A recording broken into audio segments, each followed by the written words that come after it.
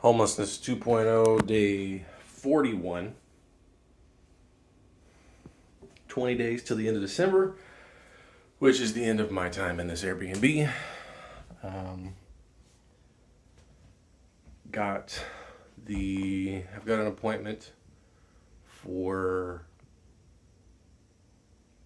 the driving session next week on Thursday in the evening. So it'll be a nighttime thing, which will be fun. I haven't done much nighttime anything other than a little bit of walking around here and there. And then obviously I haven't driven since 10 years ago. So, because I think I left Dallas, let's see. So I abandoned my car at the Mockingbird station in Dallas at the big parking lot. Got on the train, went downtown, and then walked over to the Greyhound station. Now, looking back on it, obviously, not the best idea. It would have been better just to drive instead of take Greyhound, but, I wasn't in the mood to have a car. I wasn't in the mood to continue paying. I wasn't in the right mindset for any of that. It's just I didn't want to deal with it. Because like the car wasn't a thing that I wanted in my life. Let's see if I can stirring my leftovers. I gotta make sure they don't burn. But the car was not a positive thing in my life. I didn't want it to be in my life. I wanted to get rid of it. That's why I abandoned it. It's like I abandoned the thing because I didn't want it. And it probably would have been roughly the same price. Now, I would have been able to see more. That's the one thing about, having your own sort of road trip.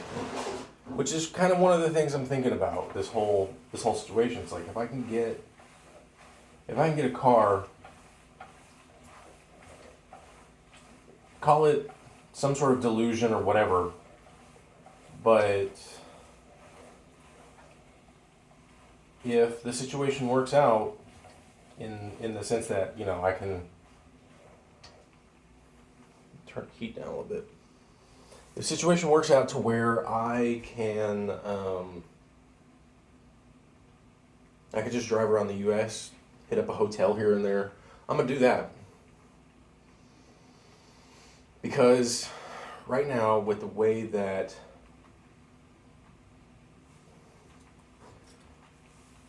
COVID's still going, the fact that it's still going to go up, the fact that,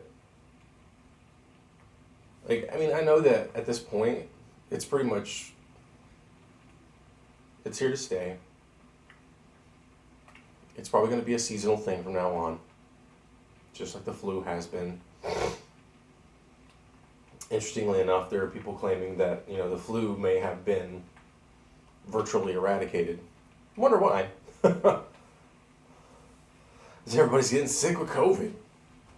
Because COVID's more virulent. It's more communicable. And it's technically more deadly. Sure, it's not as deadly as something, let's say, like Ebola. But that's also one of the things about diseases is that it helps keep itself alive if it doesn't just straight up kill the host. Now, Ebola can do so because it mostly survives in the wild, where there are animals that can rapidly reproduce because they have short lifespans. And so, people talk about breeding like rabbits, for instance. Rabbits don't generally have a whole long lifespan unless they're extremely safe for a very long time. And in the wild, they're prey animals. So the chances of them being safe for a long period of time is not the case. And so they have larger litters, they grow up quickly, and then they sexually mature rapidly. By the time A human baby can stand and hold its head up straight. That's one of the first things that like they look for in human children is if they can hold their head up on their own. That's before they can stand. And then even if they can stand, it doesn't mean they can walk. I mean, by the time a child can walk and say literal words, many prey animals are already having children again. They're already having a litter. They're already having babies.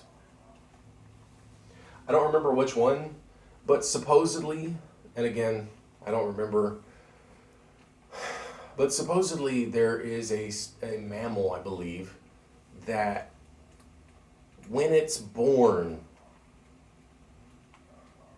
and this could be entirely incorrect.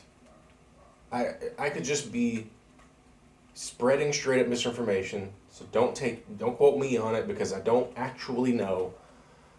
But it helps kind of, and maybe that's the problem. Maybe it helps push part of the narrative. I don't know, but supposedly there's an animal out there where, shit, I don't even remember if it was like they were already pregnant or if they were already producing eggs or something like that. It doesn't matter. All I know is that let's toss that one aside then.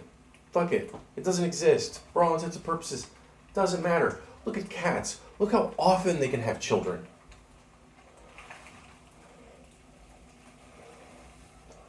Look how many they have. Now, sure,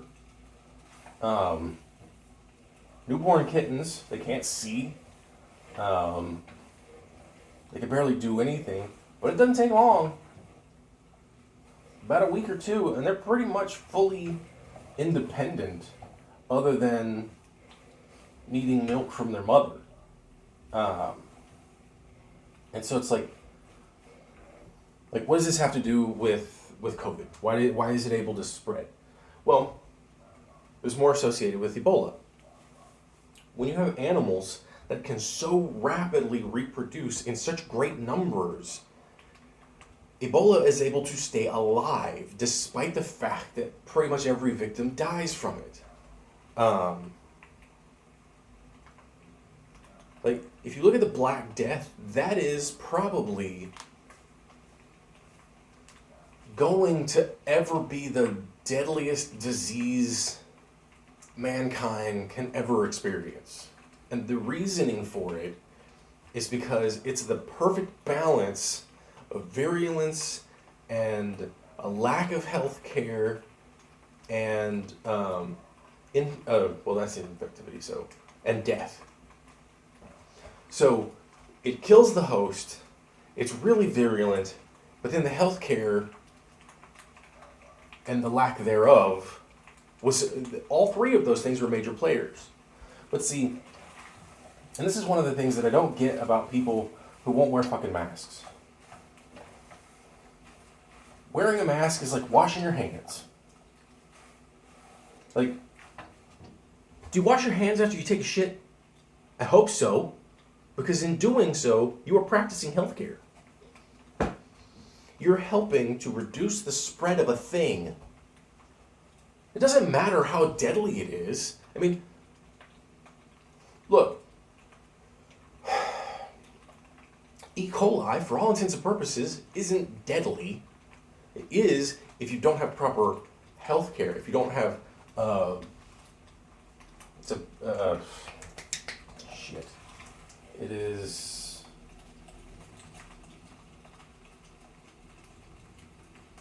shit, I'm seeing, it's a bacteria. And since it's a bacteria, it's more readily able to be killed with some of our medical interventions, like antibiotics. But it's so easy to kill it by simply just washing your fucking hands. Now, do you need to do what Fauci was saying about the whole OCD thing? Not as much. That was the whole point in the beginning, was to help reduce the spread. And I didn't do it because I'm a lazy fuck. And I didn't start wearing a mask early on because I'm not an epidemiologist, and I had already seen scientific footage talking about the effectivity of masks. But at the same time, since then, within weeks, I had learned otherwise. And so I wisened up. I changed my behaviors. Whenever I would get a package from, whether it was Uber or if it was Instacart or whatever, I'd wash my hands afterwards. I wasn't trying to be like paranoid about it, because that's the thing that you don't want to do. You don't want to be paranoid about a disease. You want to be vigilant. One of the sort of mantras back in the early 2020s was something like I don't remember. Like, basically, don't panic. It was, be concerned, not panicked. Somebody had something out there. I don't know what the hell it was. It was a nice mantra, and I forgot what the hell it was. Because it's, at this point, everybody thinks the world is just fine. And it's like, all right, whatever. We're just going to live with the new flu. It just has a new name, that's all. And there are people out there thinking, oh, this was going to happen anyway. It's like, not necessarily. We had a pandemic response team that got axed by Fuckface 45. Who, by the way, when a single person who had Ebola came over to America and was immediately quarantined, he was like, the president must resign.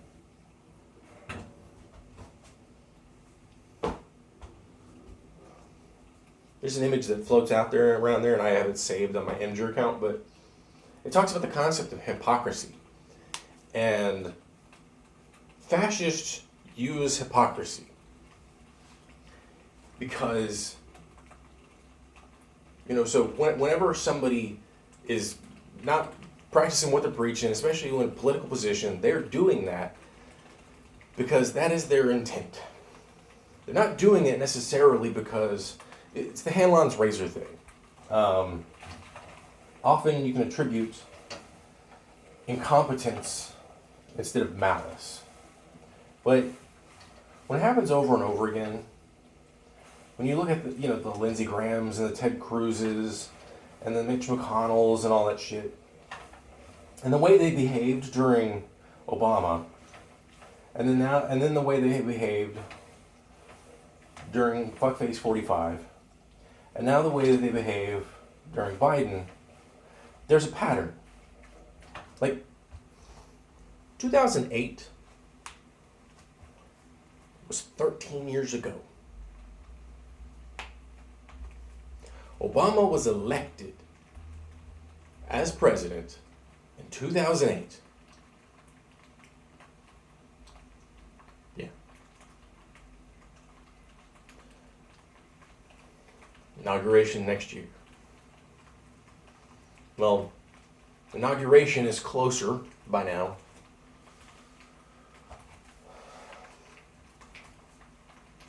So still 13 years ago anyway, for the most part. 8 of those years was his presidency.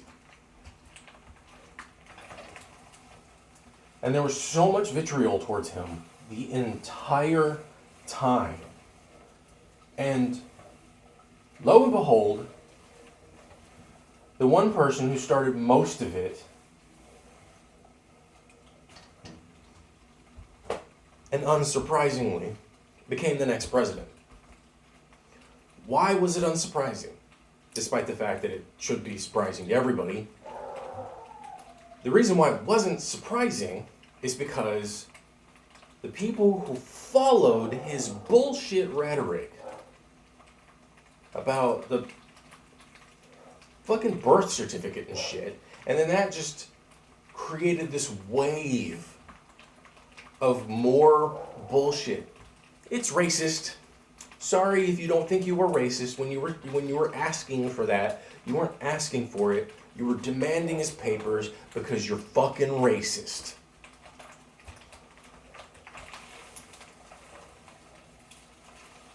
But I don't want to kill black people. That's just one kind.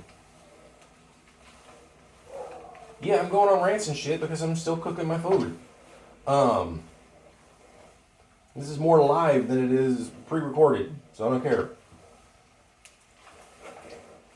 I'll talk about whatever the fuck I want to. And you don't have to listen if you don't want to. That's the fun thing about choices, about freedom. However, the paradox of freedom is when you let everybody do whatever the hell they want. So, what we've learned throughout the various centuries that this country has been around is that you don't get to just be free to do whatever. Sometimes what you do has consequences. And hearkening back to Ebola and COVID and doing the whole solo road trip, if you try to stop a virus, like, the dumbass would still be a president right now.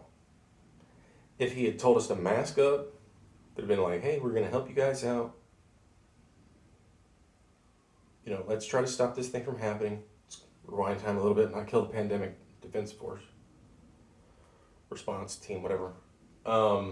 That's the way that our country works, by the way. It's so ingrained in us that everything is a defense. It's an attack.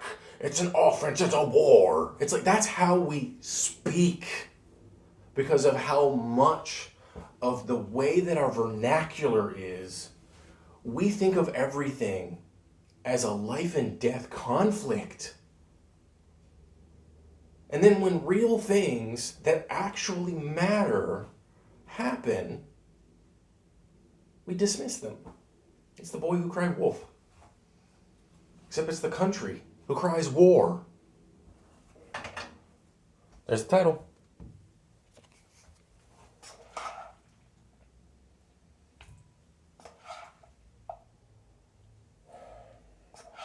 And because of the country that cries war, does what it does so often, so well, we failed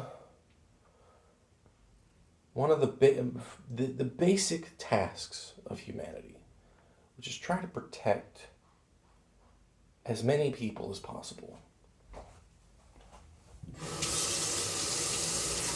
Washing dishes. Not really, I'm rinsing them.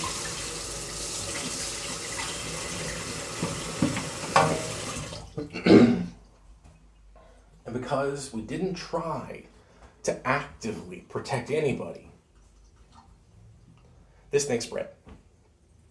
It is literally, technically, 100% factually more deadly than the flu. Now one might say, well, it only has a percentage this rate. Okay, cool. Tells me you don't give a fuck about the dead from something that was preventable. You give two shits about the fact that this could have been mitigated. You've taken no responsibility to attempt to mitigate it. You've said, you're all blowing this out of proportion. You know what? I said the same fucking thing in the original days when there was like nobody infected in the country. I was like, yeah, right now, we don't need to worry too much about it. It's like, at the time, I didn't have to worry about masking up and washing my hands all the time because there was no known community transmission within the country. And then it happened, and then more information came out, and I changed my fucking tone. And yet, there were so many other people out there listening to bullshit and lies. Like, I wasn't listening to bullshit, I was listening to actual science. But here's the funny thing about science. It changes. It's like, why is it that the heater is on in this place now and not, 6 months ago? It's a conspiracy! No, it's fucking weather. It's like, why do you wear a jacket in the winter and not in the summer? Because it's fucking weather. Things change. And surprisingly, weather affects people's behavior, and people's behavior affects things like illness. Why is it that the flu is more of a winter thing than a summer thing? By the way, you can get the flu at any time in the goddamn year. It's because the way we behave in the winter changes how we interact with people. We are often more indoors instead of, outdoors in the sun, in the pools, at parks, barbecues and shit. We're indoors. We're cuddling up with people. When we go from place to place, we go from one place to another, isolating ourselves within our little containers, our cars and such, and we don't stay outside for lengthy periods of time. We don't care about what, most of us, what do we want to do? You want to park as close to the store as possible and get in as quickly as possible. You don't want to deal with the cold. Those things all stack up. Also, things like the cold, for instance, they like dry air. And fuck it. So what does all this ranting and bullshit and politics and all this crap have to do with what I'm going to be doing with regards to a car? Well, oops. It doesn't matter. Oops, but it doesn't matter. Sometimes that's a perfectly acceptable way of thinking about life.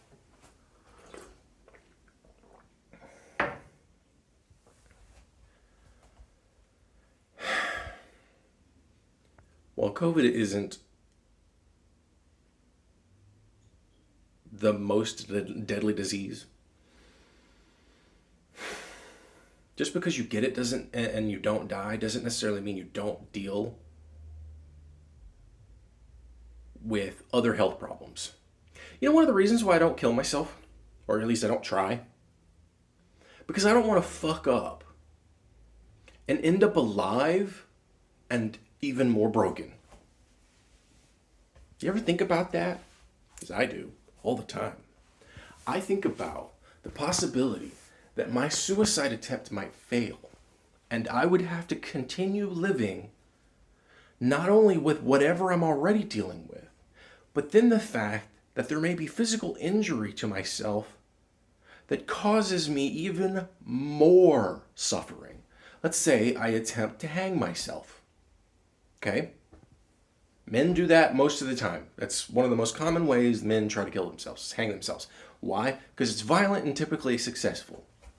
It's also relatively easy to do. I got rope hanging, not hanging, but hanging out, I guess, in my storage unit. Rope's pretty easy to get. It's a useful tool that you can use for a lot of things. And so practical people will often have rope. I bought this rope specifically so I could hang myself. Not because I'm a practical person. I am a practical person, but I don't generally need rope. I bought this rope specifically for when the day I decide to hang myself. But if I do hang myself, I'm going to be real vigilant about how I do it. Because I don't want to end up paralyzed. That would suck. Also, you don't want to screw it up just wrong where you're suffering through the whole process. You want to drop hard and fast so you snap the brainstem and die. You don't want to fall and then fucking suffocate to death. That would suck. The whole point is to do it quick and painless and as painlessly as possible.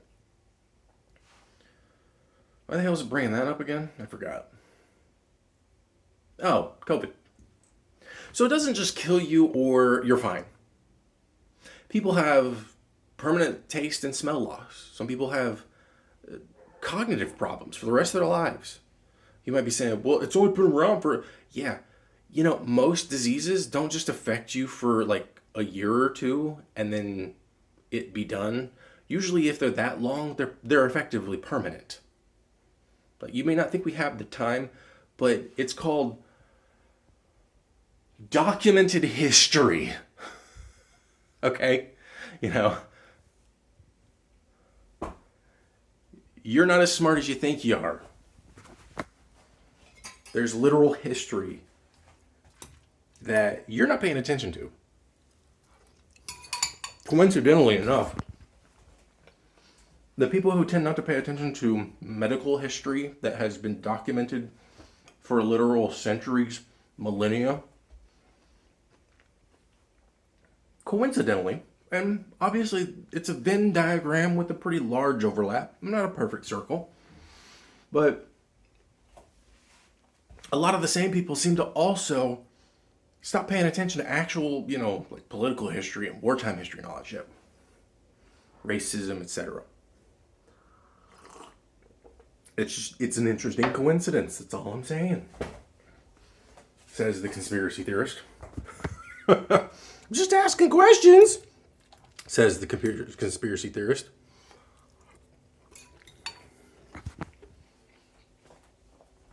So to bring it back, bookend, when the time comes and I'm able to get a car, who knows when that's going to happen. No matter what, I'm not staying in this place for another month. Just because I don't feel like it's the smart thing to do. I need to move on to, even if it's just another Airbnb in the area. That'll be definitively the last one, though. At least for the area. I might do another one somewhere else, I don't know. But I still have a good chunk of money in the savings. I still don't know what I want to do for work. I don't see any prospects for work or housing. I'm also not really looking because I don't feel like I have prospects in either. So, I'll attempt to do a road trip because it won't be sitting on a Greyhound dealing with whatever. And be able to go to places. And I'm thinking of maybe a social experiment, but I'm not exactly sure. I'll have to... the things will have to start happening before I can attempt that, though. So, if I start it, then you'll know. And if I get housing, well, then these will pretty much stop. So, it's whatever. But, driving session appointment next Thursday evening. And then, see what happens from there. Have fun.